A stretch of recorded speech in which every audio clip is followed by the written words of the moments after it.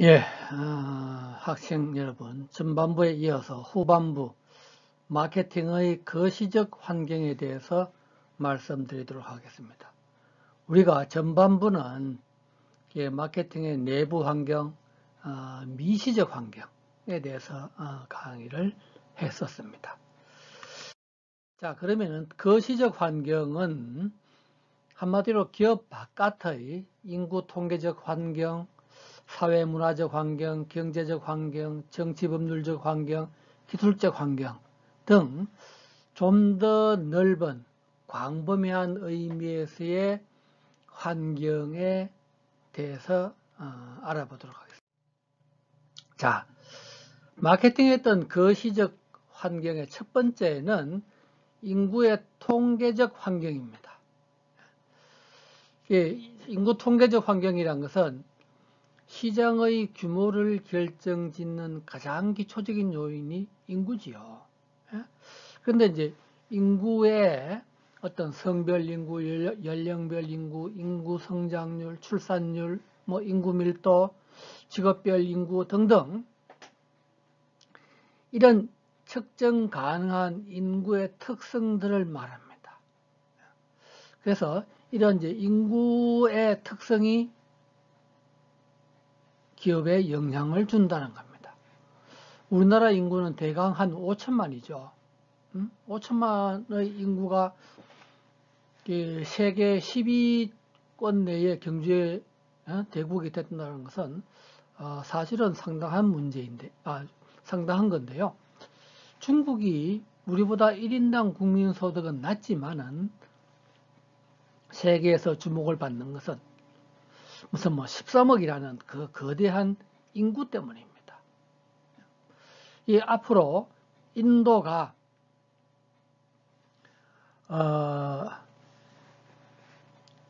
아직은 소득이 낮으니까 이제 크게 주목받지는 못하지만 저 인구 때문에 아주 큰 나라가 될 것입니다. 그래서 유럽의 어떤 작은 나라들, 작은 나라들은 어떻게 보면은 이제 경제적인 1인당 국민소득, 가장 대표적으로 룩셈부르크 같은 나라는 1인당 국민소득은 아주 높지요. 아마 내가 정확하게 기억을 못하지만 6만 불 이상일 것입니다. 그렇지만 이제 인구가 적으니까 별로 주목을 받지 못합니다. 자, 그래서 이제 우리나라 인구 문제에서의 가장 큰 특징은 인구의 도시 집중, 수도권에 특히 우리나라 인구의 반이 수도권에 몰려 살죠. 이런 수도권의 인구 집중, 그 다음에 출산율의 감소, 인구 증가의 정체, 평균 수명의 증가에 의한 노인 인구의 증가, 이혼율의 증가, 독신 인구의 증가, 1인 가구의 증가, 그 다음에 다문화 가정의 문제, 이런 특징들을 이야기를 하고 있겠습니다. 자, 우리나라 어떤 총 인구는 2017년 통계로 5,136만 명인데 2028년 이제 인구 예측에 의하면은 2028년 5,194만 명까지 증가한 이후에 감소한다는 겁니다. 이것은 현재 출산율을 유지한다는 가정하에 이런데 최근에 우리나라의 상황을 봐서는 출산율이 매년 자꾸 더 떨어집니다. 그러면 2028년보다 더 빨리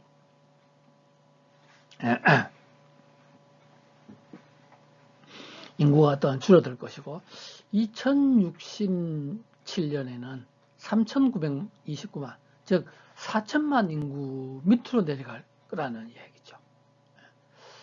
그래서 사실은 이 이제 인구 문제는 우리나라에서 최근에 출산율과 더불어서 아주 큰 문제인데 사람들이 당장 닥치지 않으니까 잘 이 문제를 심각하게 받아들이지 않고 있습니다. 자, 출산율, 출생, 사망, 자연증가. 자, 다음 그림에서 어떤 붉은색 그래프가 출생 인구인데, 지금 우리나라는 한 해에 출생자 수가 30만이 안 돼가지고 벌써 하여튼 20만 대 초반으로 내려가 있습니다.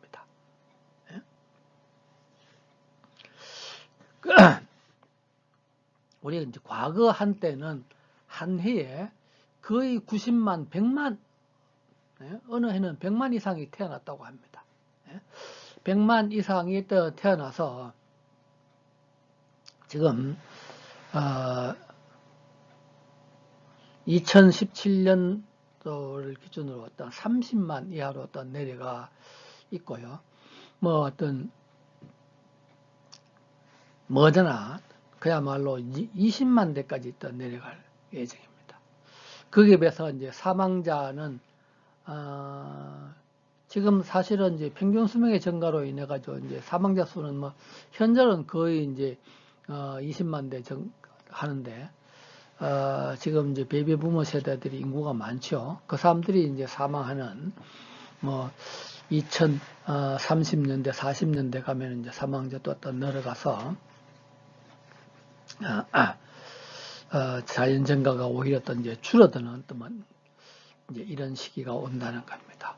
그래서 이 인구 문제, 그 다음에 그래서 우리 인구 피라미드의 그림을 보면은 우리 과거에 이제 1900 제일 첫 번째가 1990년도에 인구 피라미드인데 우리가 전형적인 후진국형은 이렇게 그야말로 그 종 모양 내지 어떤 피라미드 모양 인구 피라미드를 보이죠. 그러던 것이 이제 2017년대는 밑에 왔고, 뭐 2050년대, 2060년대는 이제 오른쪽 그림과 같다는 건데, 그래서 이게 이제 우리 이제 현재로 인구 피라미드가 이렇게 어떻게 보면 이제 오각형 모양을 또 보이고 있습니다. 그래서 이게 사실은 좀 문제이고, 앞으로 2050년대, 60년대 이제 더 큰 이제 문제가 되겠습니다. 그래서 이 인구 문제가 이런 이제 전체적인 인구도 문제지만은 앞에서도 이야기했지만은 이제 연령별 인구의 어떤 차이, 그 다음에 이제 뭐 1인 가구의 문제, 그 다음에 다문화 가정의 문제, 이런 것들이 우리나라 어떤 인구에서 참 문제가 되고 있습니다. 특히 이제 다문화 가정의 문제는 지금 당장은 큰 문제가 안 되지만은 이 다문화 가정의 인구가 벌써 어떤 100만을 넘어서 200만에 육박을 하는데 이제 이 사람들이 좀 더 숫자가 많아지고 어떤 지금은 아직 어린애들이 많은데 성인의 시대가 오고 하면은 여러 가지 어떤 사회 문제가 어떤 발생을 할 것으로 생각을 하고 있습니다. 자, 그럼 이제 두 번째로는 사회문화적인 환경. 사회문화적 환경이라는 것은 사회 구성원이 이제 성장하면서 그 사회에 형성되는 여러 가지 이제 라이프 스타일을 비롯해서 사회계층, 종교, 신념, 무슨 풍습, 가치관, 뭐 이런 것들을 이야기를 합니다. 특히 이제 우리나라가 어떤 소득이 증가하면서 과거에 비해서 여러 가지 어떤 가치관, 어떤 관습, 라이프 스타일 이런 것들이 이제 많이 어떤 변해갔는데요. 그래서 이제 우선 뭐 다양한 문화와 어떤 글로벌화. 과거 우리나라 어떤 7, 80년대에는 무슨 뭐 단일 문화, 단일 민족 이런 표현을 많이 썼습니다. 근데 요즘은 그런 표현은 싹 들어갔죠. 우리나라도 이제 다양한 문화의 어떤 글로벌화. 우리나라 사람들도 해외에 나가서 곳곳이 나가 있고, 그 다음에 외국의 어떤 다양한 나라의 사람들이 우리나라에 여행을 오기도 하지만은 일하러 오고, 공부하러 오고, 그래서 우리나라 문화도 이제 점점 글로벌화가 어떤 진행이 되고 있습니다. 그 다음에 이제 세대 간의 어떤 문화의 어떤 차이, 문화의 어떤 다양화죠. 우리가 통상 세대 차이로 이야기를 하는 세대 문화의 어떤 다양화, 변화하는 어떤 여성의 역할, 아직도 우리 사회에서 이제 여성의 역할은 다른 선진국에 비해서 좀 많이 부족하다고 합니다. 특히 이제 지금 젊은 20대, 30대, 40대까지도 괜찮은데 이제 특히 50대 이상의 경우에서는 아직 과거에 이제 그분들이 여성들이 사회 진출을 적게 했기 때문에 이런 어떤 집단에서 어떤 고위 뭐랄까 이 상위 계급 어떤 상위직이 어떤 그쪽 사람들에서 여성이 이제 아주 적죠. 그 다음에 다문화 사회의 어떤 전환, 소비자 보호 운동, 이제 소비자 보호 운동, 환경 보호 운동은 이제는 이제 우리 사회에 완전히 녹아들어서 그야말로 자연스러운 것이 또 되어 있습니다. 자, 그래서 자, 그러면 이제 한류, K-팝, K-뷰티, 무슨 한게임, 우리나라 문화가 이제 다양하게 했던 사회, 세계 각국으로 나가서 그 나라에서 이제 그 나라 문화에 영향을 미치는데, 특히 여러분들이 잘 아는 BTS는 과거에 우리나라에서 상상도 못할 정도의 전 세계적으로 영향을 미치고 있습니다. 예? 그래서 어떻게 보면 이제 우리나라 어떤 최초의 어떤 드라마, 이제 세계로 뻗어나간 대장금이라는 드라마라든지, 그 다음에 무슨 싸이의 어떤 진출, 예? 등등의 어떤 이런 제일 처음에는 사실은 드라마에서 어떤 영화에서 시작을 해서 지금은 이제 노래로 어떤 나가는데, 요즘에는 우리나라 어떤 음식들도 김치를 비롯한 어떤 음식들, 비빔밥 이런 것들이 이제 그야말로 전 세계적으로 각광을 받고 있고, K-뷰티, 우리나라 화장품, 이제 이런 것들도 이제 어떤 주목을 좀 받고 있습니다.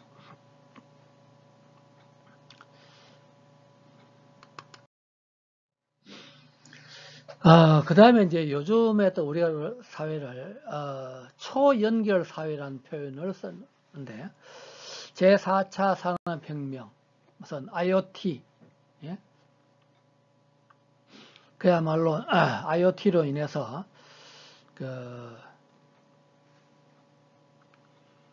제4차 산업에서 이제 초연결 사회가 됩니다. 우리 어떤 과거에 이제 아주 옛날에 제1차 산업혁명부터 해가지고 우리가 이제 우리나라 딱 60년대가 어떻게 보면 이제 우리나라에서는 이제 제조, 공업이 어떤 발달하고 하는 이제 어떤 산업혁명의 어떤 초기라고 어떤 볼 수 있겠죠. 그래서 그런데 이제 영국에서는 1860년대, 우리보다 거의 어떤 100년이 앞섰는데, 그래서 이런 게 이제 했고, 그래서 그 당시로는 어떤 공업, 제조 위주였다면은, 이제 그 다음 제2차 산업혁명 전기에 의한 어떤 전기의 어떤 발명이 우리 산업에 이제 엄청난 영향을 미치고요.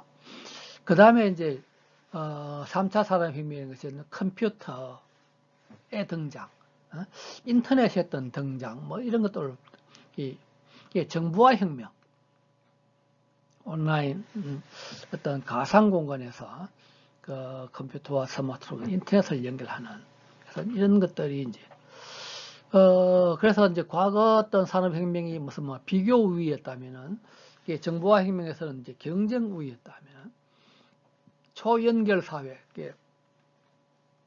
4차 산업혁명에서는, 그야말로 AI가, 인공지능이 어떤 주도를 하고,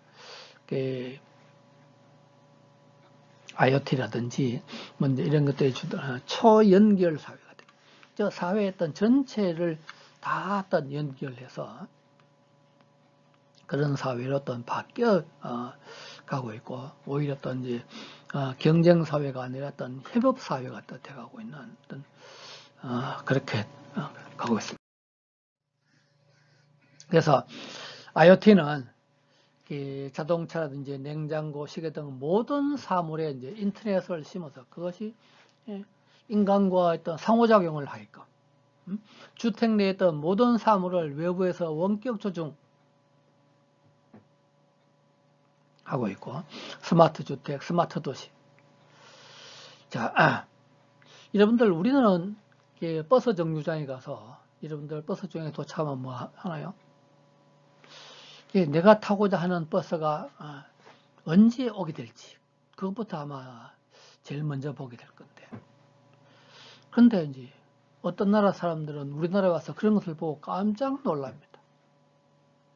우리 어떤 과거의 사람들은 내가 타고자 하는 어떤 버스가 언제 오게 될지 전혀 모르고 그냥 마냥 기다리기만 했습니다. 그래서 무슨 버스가 언제 오는 것을 이제 다 알려주죠. 전철을 타도 전철의 다음 차량이 언제 오게 되는지 이런 것을 요즘은 다 알려주는데, 과거에는 뭐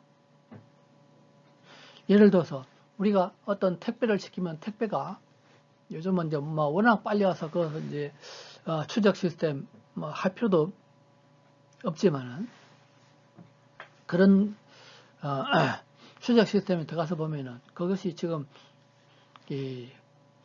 어디쯤 와서 어떻게 하고 있다는 것을 다 알 수가 있습니다. 그래서 그 다음에 이제 아파트에서도 최신 짓는 아파트들은 집안에서 그야말로 뭐 내 차량이 한다든지 다른 차가 들어오고 나가는 것을 어떤 뭐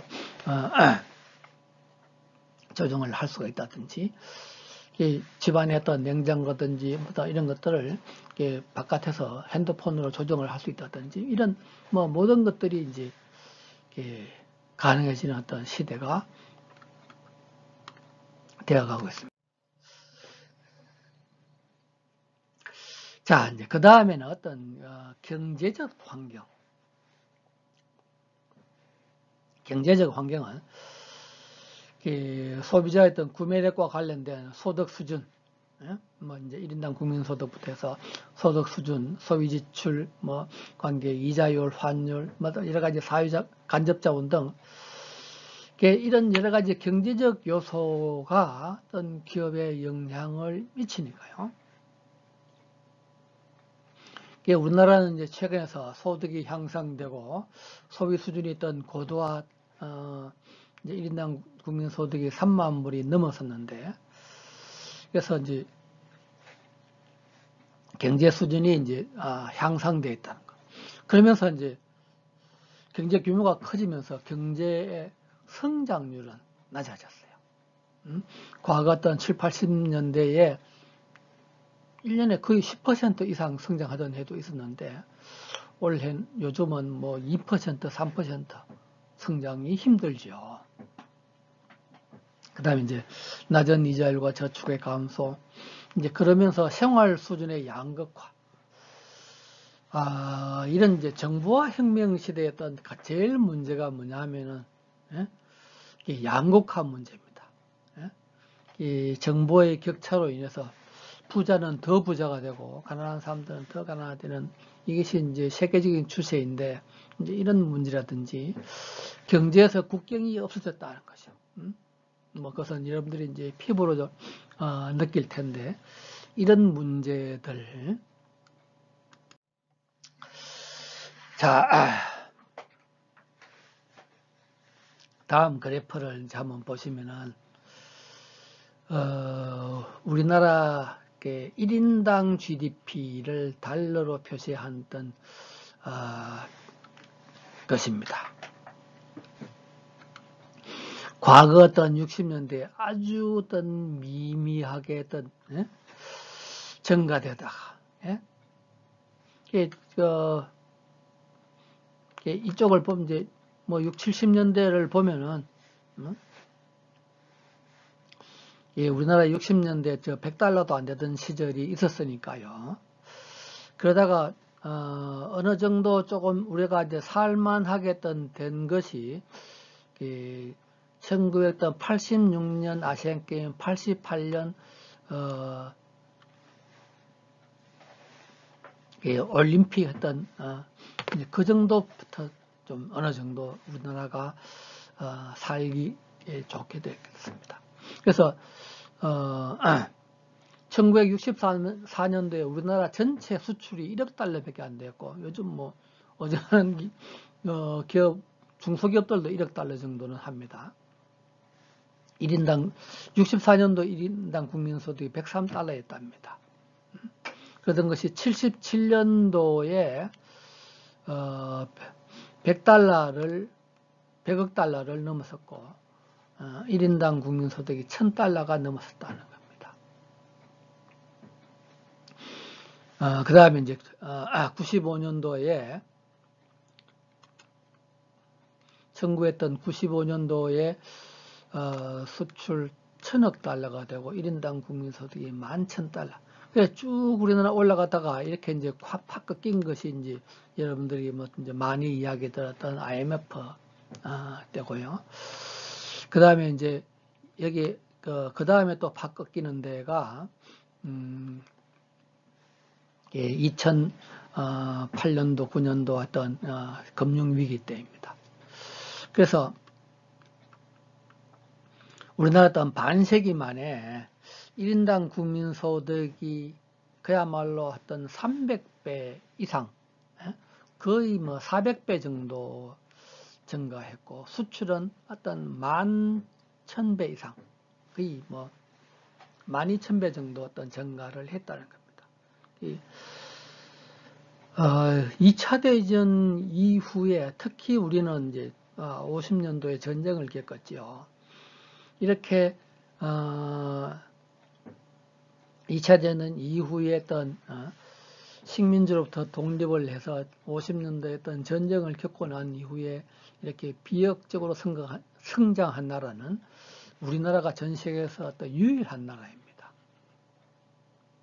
그런 측면에서는 여러분들도 관심을 가질 필요가 있죠. 그래서 세계 주요국의 어떤 경제력과 뭐 인구 면적들을 보면은 지금 여기 순위 1, 2, 3, 4등은 그 나라 전체 총 GDP입니다. 총 GDP. 총 GDP는 나라가 클수록 당연히 많겠죠. 그래서 중국이 그야말로 2등을 하는 겁니다.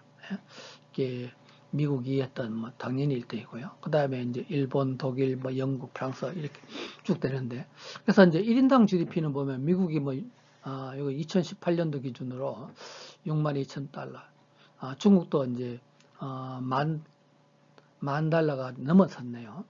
일본 4만 달러, 뭐 독일은 5만 달러 쭉 했던 해서, 인도는 아직 1인당 국민소득 2,000달러밖에 안 됐지만 여기 이제 총 GDP 규모는 세계 7위가 됩니다. 그래서 우리나라가 어떤 총 GDP 수준으로 세계 11위. 여기 이제 11위 중에서는 뭐 중국이라든지 인도, 뭐 브라질 이런 나라들이 우리보다 못 사니까요. 좀 더 이제 위에 되겠죠. 그 다음에 인구, 예? 그 다음에 면적, 뭐 이제 이런 특히 여기 이제 여러분들 카메라 화면에 가려서 이제 이 우리나라 면적이 안 보이는데 우리나라 면적은 약 10만 제곱킬로미터입니다. 예? 우리나라처럼 이랬던 작은 나라에서 10만 제곱킬로밖에 안 되는 이제 여기 11개 나라 중에서 우리나라가 국토 면적으로는 제일 작지요. 예, 뭐 상당한 겁니다.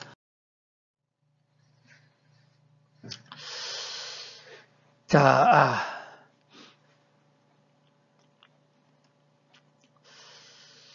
생활 수준에 따라 양극화 측면에서 뭐 중위소득 계층, 소득 계층 임금이 있던 지금 사실은 우리나라가 1992년도 중위소득, 한마디로 중간에 어떤 소득되는 사람이 우리나라 전체 인구의 90년도 76%에 있다는 겁니다. 무슨 이야기냐면은 다 어느 정도 중간 정도 살았다는 거죠. 그래서 중위소득 계층의 인구가 비율가 많으면 많을수록 그 나라는 뭐랄까 괜찮은 나라죠. 그러던 것이 이제 자꾸 이제 내려가고 사실은 뭐 최근에는 이거 좀 통계가 안 나 있는데 좀 더 내려가 있습니다. 그 다음에 이제 뭐 진위 계수, 어떤 소득 5분위 배율, 상대적 빈곤율, 이제 이런 것들도 이제 보면은,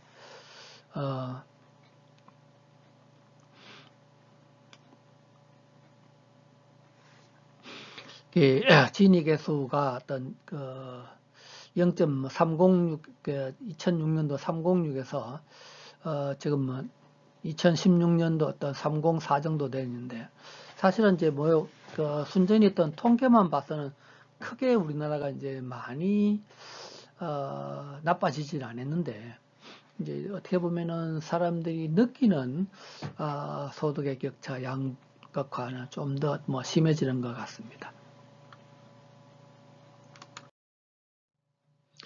그 다음에 뭐 최근에 또 이제 경제 부분에서 또 많이 이야기되는 것 중에 하나가 이제 공유 경제죠. 예? 공유 경제.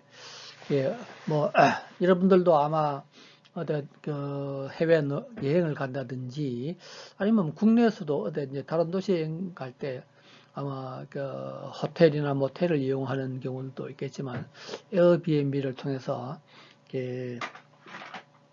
남의 집에서 그래서 이 뭐 남아도는 주택을 공유한다, 자동차를 공유한다. 우버가 우리나라에서는 이제 불법, 특히 이제 타다도 뭐 좀 불법으로 문제가 되고 있는데요. 그래서 사실은 뭐 전 세계에서 다른 나라에서는 다 괜찮은 아무런 문제가 안 되는 것이 우리나라에서 이게 이제 좀 법률로 이런 것들을 막고 있는 것은 사실은 좀 문제이죠. 중국의 어떤 공유 자전거도 공유하는. 근데 우리나라에서는 각 지자체에서 이런 공유 자전거를 많이 하고 있는데 사실은 중국의 오포는 어떻게 보면 이제 중국 사람들의 어떤 무슨 도덕 수준, 생활 습관으로 가서 공유 자전거 좀 실패를 해서 뭐 지금은 안 좋아 있는데요. 그래서 이런 경제에서 어떤 문제라든지 어떤 핀테크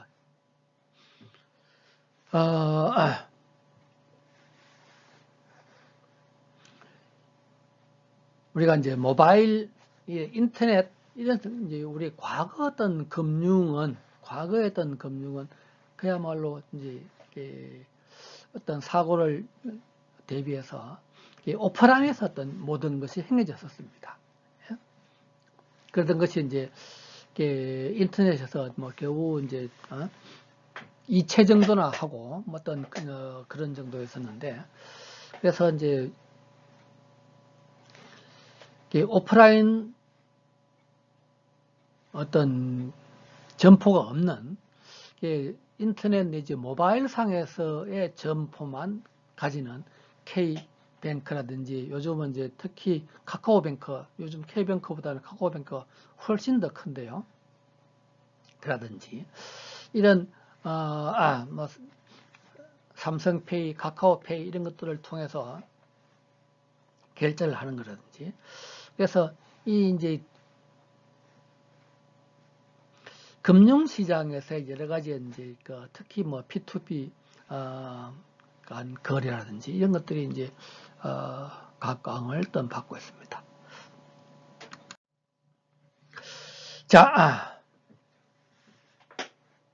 그 다음에는 이제 정치 법률적인 환경의 문제로 넘어가겠습니다. 사실은 기업에서 그 나라의 어떤 정치와 법률을 무시하고 기업 활동을 할 수가 없죠. 그래서 정치적 환경, 어떤 법률적인 어떤 환경이 기업의 마케팅 활동에 영향을 미치고 있습니다. 전반적인 정치 추세, 즉 정부의 이념, 우리 이제 가장 대표적으로 자유시장 경제, 우리 자본주의라고 이야기하는 자유시장 경제 체제를 택하고 있느냐, 그 나라가 어떤 사회주의 통제 경제를 택하고 있느냐 하는 겁니다.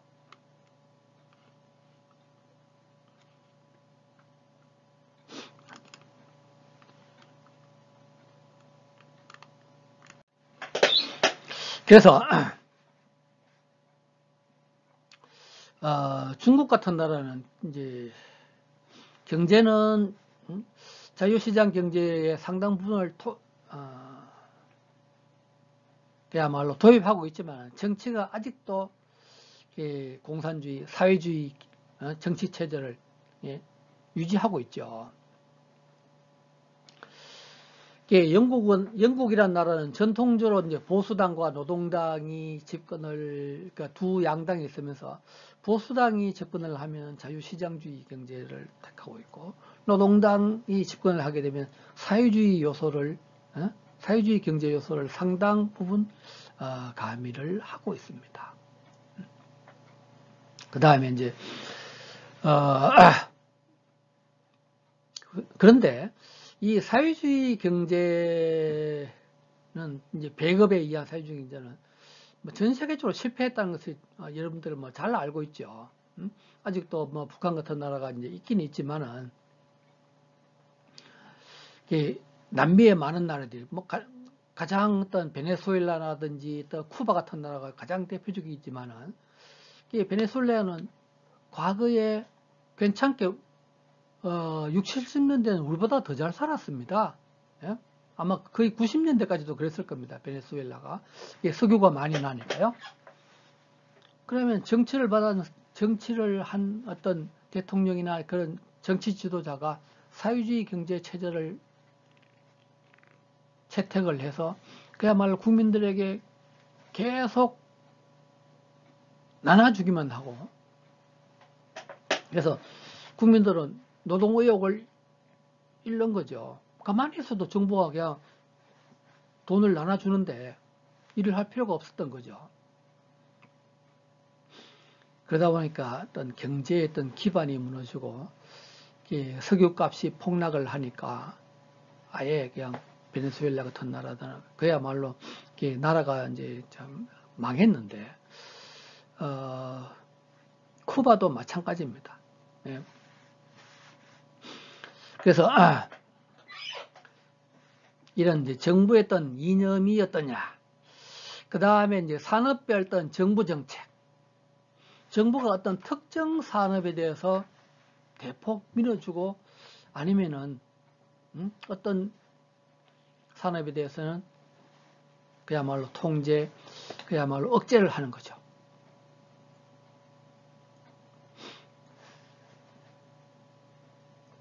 우리 과거 그 7, 80년대는 정부가 수출 주도 정책이 위주의 정책을 펴면서 수출하는 기업은 정부에서 아주 어떤 많이 밀어줬습니다. 저금리 어떤 대출도 해주고요. 이제 여러 가지 보조금도 주고, 그 다음에 이제 80년대 이후에 어떤 중화학공업 택하면서 중화학공업을 하는 기업들은 해주고.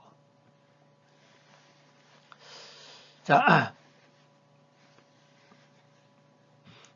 최근에 어떤 우리 정부는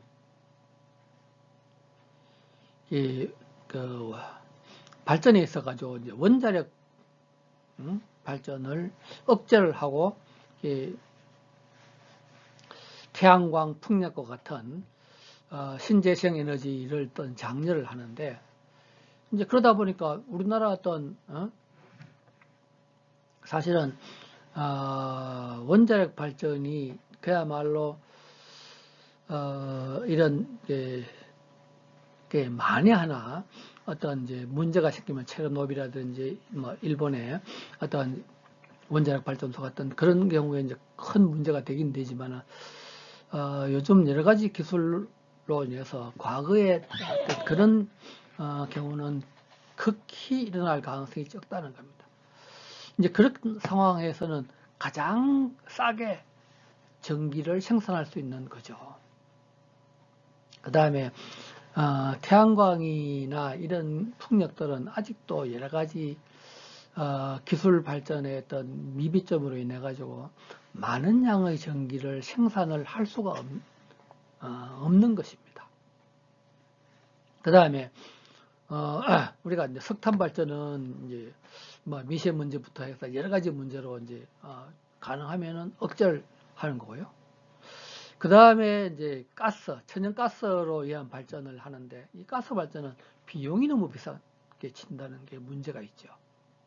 그래서 이제 이런 등등에 이르러서 정부에서 어떤 정책을 펴느냐가 기업에게 상당한 영향을 미친다는 겁니다. 뭐 지나간 정부에서 4대강 개발을 했다든지, 뭐 창조혁신센터를 구축을 했다든지, 뭐 등등의 이제 뭐 각 대통령이 바뀌면은 이제 중점 정책을 펴는데, 그런 것에 따라서 이제 특정 산업에 영향을 미친다는 겁니다. 그 다음에 이제 정부의 규제 관련 법률,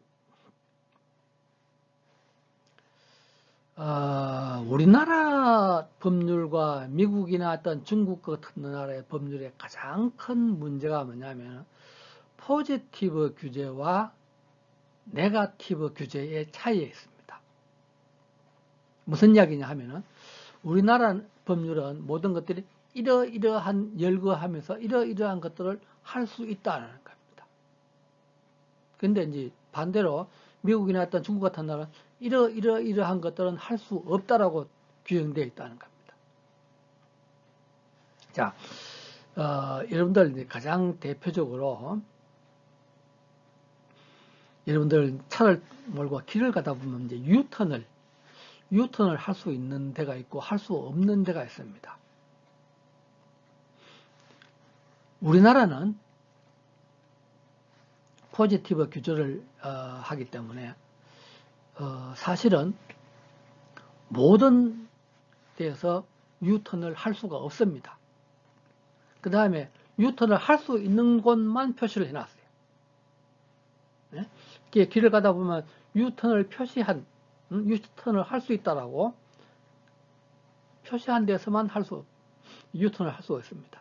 만약 그 표시가 할 수 있다는 표시가 없으면 유턴을 못 합니다.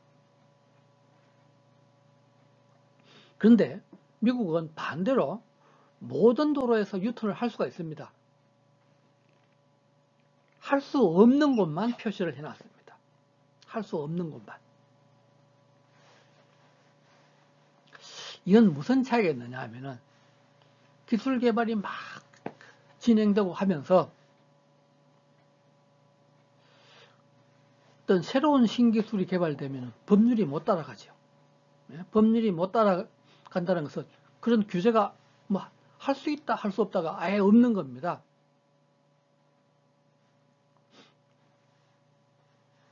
그런데 미국이나 중국 같은 데는 네거티브 규제를 하기 때문에 무엇은 할 수 없다. 그러면 거기에 규정되지 않은 모든 것들은 할 수 있습니다. 그러면 새로운 기술, 지금까지 없던 어떤 것들은 다 할 수 있는 거죠. 근데 우리는 포지티브 규제, 무엇만 할 수 있다.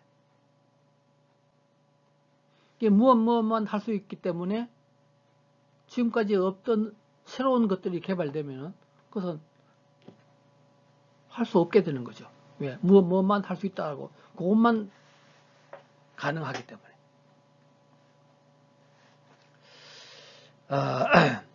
그래서 이런 것들이 이제 우리나라 어떤 신기술, 신산업의 발전을 아주 저해를 하는 겁니다. 그래서 우버라든지 타다와 같은 것들이 이제 미국에서는 과거에 규제가 없었으니까 새로운 거니까 네거티브 규제니까 당연히 할 수 있는 겁니다. 그런데 이제 우리나라는 할 수 있다고 안 돼 있으니까 그런 것들을 못 하는 거죠. 자, 그래서 기업들에게 어떤 가장 큰 영향을 미치는 상법이라든지 무슨 독점거래 및 공정거래에 관한 법률이라든지 소비자보호법이라든지 세법이라든지 이런 것들, 특히 이런 것들을 그야말로 포지티브 규제에서 네거티브 규제로 바꿔야 되는데 이런 것들이 우리나라 어떤 법률 문제에서 아주 큰 문제가 되고 있습니다. 그 다음에 기술적인 환경. 기업은 지속적인 성장을 위해서 기술 혁신의 과정을 계속 거쳐야 됩니다. 그러지 않은 새로운 기술을 개발하지 못하는 기업은 정지하거나 도태되죠. 그런데 이제 요즘 최근에서 기술 변화의 속도가 아주 가속화되어서 어지간한 중소기업들은 이런 기술 변화를 따라가기가 쉽지 않다는 겁니다. 그래서 이게 무한한 혁신의 기회, 유전과학, 생명과학, 드론, 무인자동차, 로봇 등 새로운 것들이 이제 많이. 그 다음에 이런 기술 개발을 한 데는 R&D 예산, 돈이 너무 많이 들어가는 거죠. 그래서 어지간한 또 중소기업은 돈이 없어서 이제 힘들다는 거죠. 그 다음에 규제의 어떤 증가, 특히 이제 요즘 타다 문제와 관련돼서 이제 택시 업계, 그래서 이 어떤 새로운 기술이 개발되고 나면은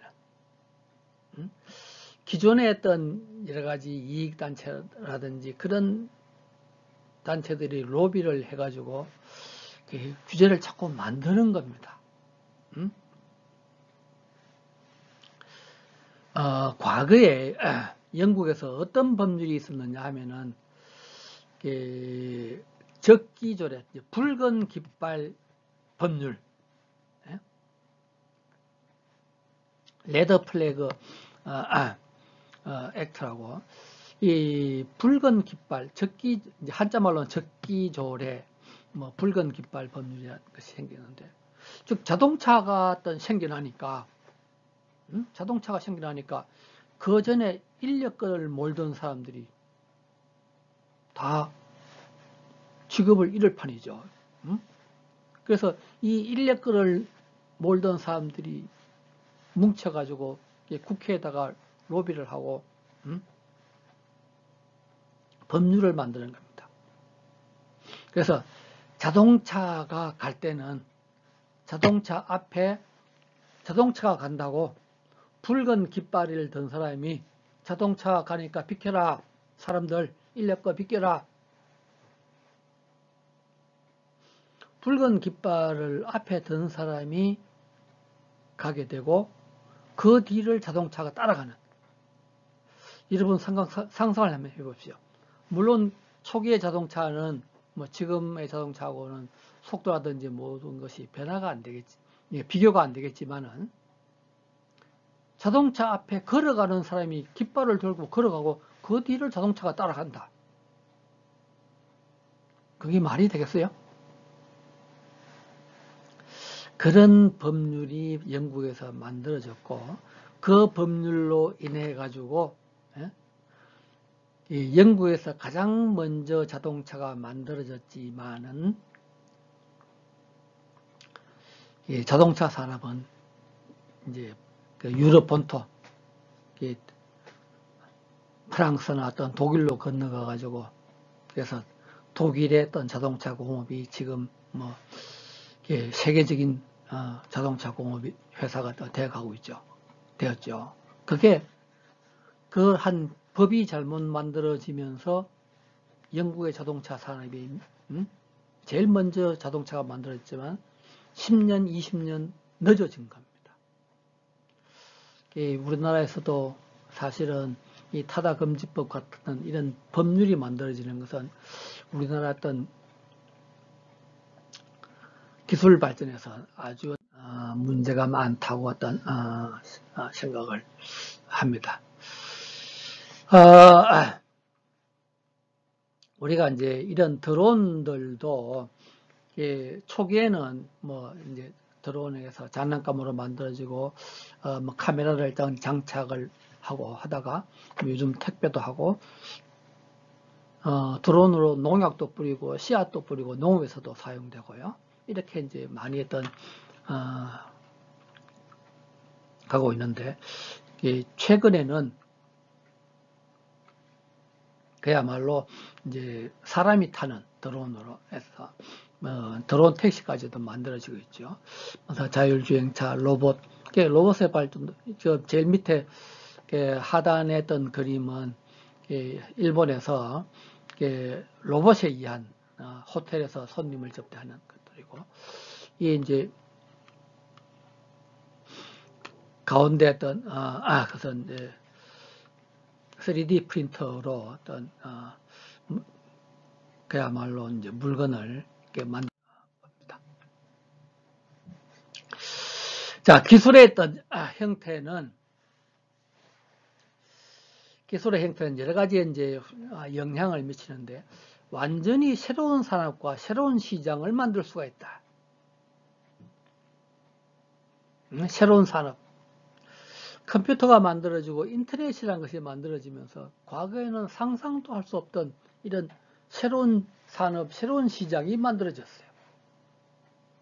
이런 새로운 기술은 기존의 산업을 완전 변화시키기는 없앨 수가 있다. 온라인 유통이 어떤 발전을 하면서 오프라인 유통이 많이 위축되어 있죠. 아마 우리가 이제 무인 자동차가 무인 자율 주행 자동차가 이제 머지않아 상용화될 텐데 그렇게 되면 이제 운전수란 직업 자체가 없어질 겁니다. 운전수란 직업 자체가 우리가 컴퓨터가 만들어지면서 타자수란 직업 자체가 없어졌잖아요. 그런 식으로 신기술은 연관산업과 시장을 활성화시킬 수 있다. 컴퓨터가 만들어지면서 컴퓨터와 연관되는 어떤 산업 시장, 뭐 프린터기가 만들어지고, 뭐 프린터 용지가 만들어지고, 뭐 컴퓨터 부품, 반도체. 과거 어떤 이병철 회장이 했던 80년대에 처음 반도체 산업에 처음 투자할 때 그야말로 이렇게 반도체 산업이 크고 삼성의 어떤 효자 산업이 될지 아무도 예상을 못했을 겁니다. 그 당시 반도체란 것은 우선 컴퓨터 자체가 아주 형편없었던 거니까 반도체도 아주 뭐 낮은 수준이었죠. 신기술은 이와 관련 없는 새로운 산업과 시장을 활성화시킬 수도 있다. 그래서 어떤 새로운 기술, 사실은 드론이 일단 처음 만들어질 때는 우리가 어떻게 보면 이제 그 전에 헬리콥터가 있었죠. 헬리콥터하고 이제 드론이 이게 처음에는 뭐 장난감 형태로 무인으로 이제 그러다가 이제 이것이 방금 이야기한 대로 뭐 카메라를 장착을 하고 거기다 택배도 하고 이제 사람도 태울 수 있고 근데 이제 그보다 더한 것이 최근에는 이 이제 드론이 무기로 사용을 되는 겁니다. 여러분들 중동에서 그야말로 무인 드론이 공격을 해서 어떤 요인을 암살하고 어떤 공장을 파괴하고 하는 건데요. 그래서 이런 이제 기술적인 어떤 환경이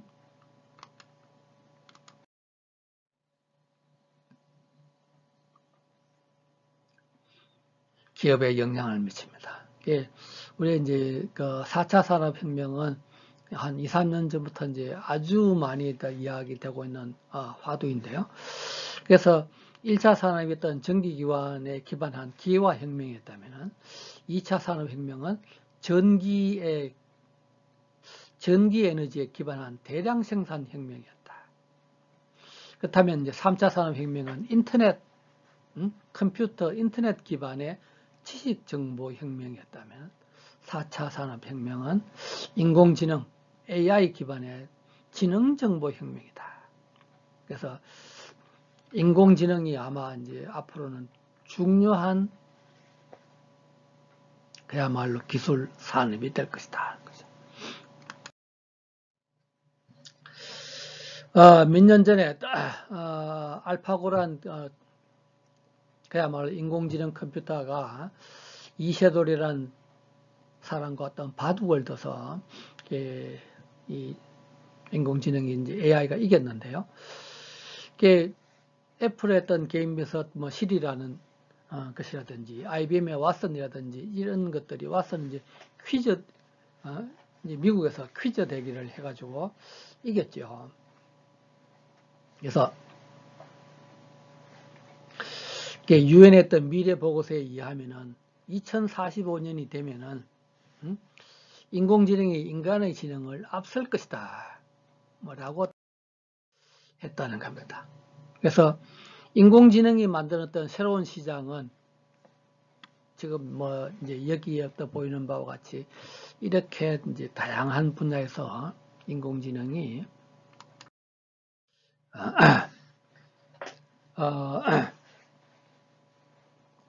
지난번 우리 평창 어떤 동계올림픽에서 드론을 가지고 저런 올림픽 마크도 했는데 그래서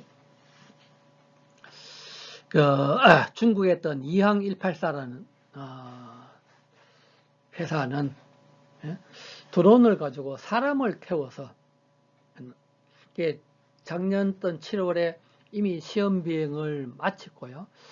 어느 정도 지금 상용화를 하고 있습니다. 아마 이제 우리가 육지에서 자동차가 뭐 막혀서 길이 막혀서 차가 못 가고 하는 것은 이제 드론을 타고 다니는 하늘을 나는 시대가 어떤 뭐 곧 올 것 같아요. 로버트도 초기에는 그야말로 이제 뭐 산업용 로봇, 인간의 어떤 힘을 대체하는 단순한 작업을 대체하는 것이다면은 인공지능을 장착하는 로봇은 인간의 어떤 복잡한 업무를 하고 있습니다. 3D 프린터도 그야말로 플라스틱, 고무, 금속 등 여러 가지 있던 재료들을 가지고 특히 요즘 이제 의료 분야에서 인공관절을 한다든지 인공치아를 한다든지 인공장기를 만든다든지 하고 있고요. 완구 분야에서 장난감, 블록 이런 것들을 만드는데 그 밑에 보이는 어떤 권총이 3D 프린트로 만든 권총이랍니다. 그런데 그것이 총알도 나가고요. 아주 별 문제가 없답니다. 건축 분야에서 건축 자재를 뭐 찍어낸다든지, 3D 프린터로 뭐 초콜릿이나 팬케이크나 집에서 뭐 그런 식품들도 만들 수가 있다고 하네요. 자동차는 과거에는 어떤 자동차의 어떤 이제 연료, 아주 옛날에는 우리가 석탄으로 자동차가 갔죠. 석유, 휘발유를 가지고 하다가 가스로 가지고 하다가 전기 자동차, 요즘 수소 자동차가 나오고 있는데, 테슬라의 어떤 전기 자동차 나오고 있고, 그 다음에 이제 자동차의 어떤 인공지능화, 센서에 의해서 차선을 인식한다든지, 다른 차량을 인식해서 충돌을 방지한다든지, 운전자가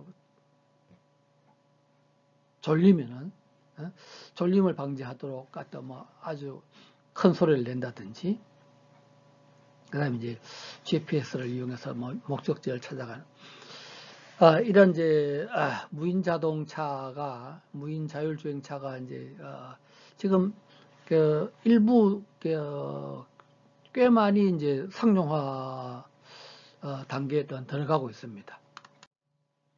자, 이상으로 제3장 했던 전체 강의를 모두 마치도록 하겠습니다. 수고했습니다.